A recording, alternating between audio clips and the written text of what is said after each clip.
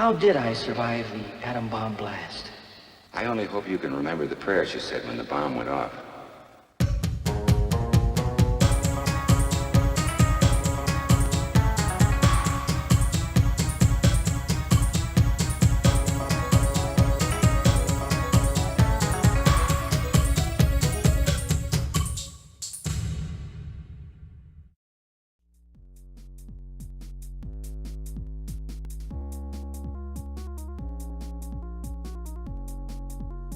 Today, we're taking a trip back to the quaint 1950s, when America was booming in more ways than one.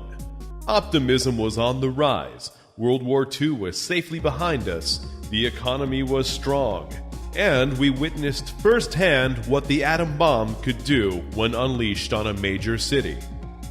Radiation was still kind of a mystery to the masses, though. In movies and comic books, the popular idea was that it could be beneficial instead of the actual reality. This gets taken to its most extreme in the zany comedy, The Atomic Kid, which promises an explosion of laughs. Former child star Mickey Rooney is Blix, who along with his buddy Stan have been prospecting in the Nevada desert for uranium, arguably worth more than gold at the time. Being lost in the middle of nowhere for days, they happen across a seemingly abandoned house.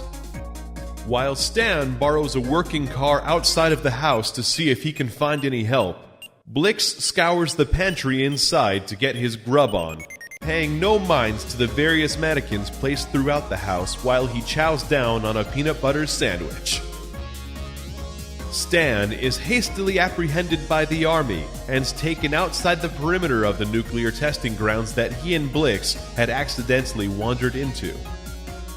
Ignoring Stan's pleas to go back, the army detonates the nuke right on top of the house, with Blix finally realizing what's going on just as the explosion hits.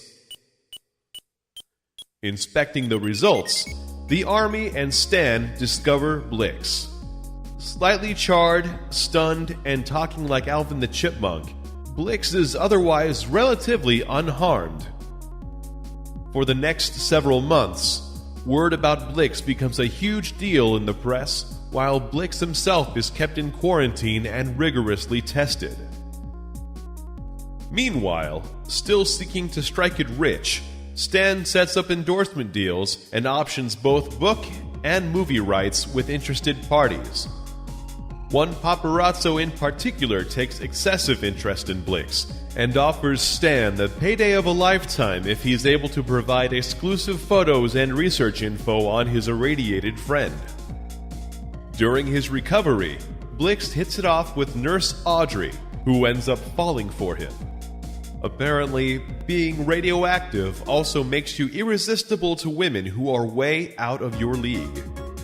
I mean, it worked for Spider-Man, right? Fed up with isolation, Blix stages a daring escape, which his handlers at the FBI are more than aware of. Assigning Audrey to keep tabs on Blix, the uncommonly gentle, polite, and friendly government agents set him loose. Taking Audrey on a date to a casino, because it's Nevada, what the hell else are you gonna do? Blix blows up all of the slot machines, then once things start heating up between him and his lady, the dude starts glowing in the dark. While all of this is going on, Stan has been unknowingly selling secrets to, you guessed it, the only thing more dangerous than an atomic bomb: the goddamn commies. When the FBI discovers this, they convince Blix and Stan to play dumb to lure the spies into a trap, in which Blix ends up using his radiation powers to turn the tables when the Russians get the upper hand. Keeping the American dream alive for another day, Blix and Audrey tie the knot. While on the way to their honeymoon, hilarity ensues when they drive straight into the path of the new sexy WMD in town, the hydrogen bomb. Talk about a knee slapper. bookending the movie with devastating explosions as a guaranteed one-way ticket to Humor Town. The Atomic Kid is a badly aged relic, but an interesting one to revisit. It's fascinating that a major studio was able to derive comedy from a nuclear explosion in less than a decade after witnessing what one can actually do to human beings. Simpler times, and all that. While the premise is ridiculous and over the top, to his credit, Mickey Rooney plays it straight as a likable but sorta dumb dude who's usually one step behind everybody else. Even after getting superpowers, he mostly uses them on accident or in ways he didn't intend to. All in all, if digging through time capsules is your thing, dig this one.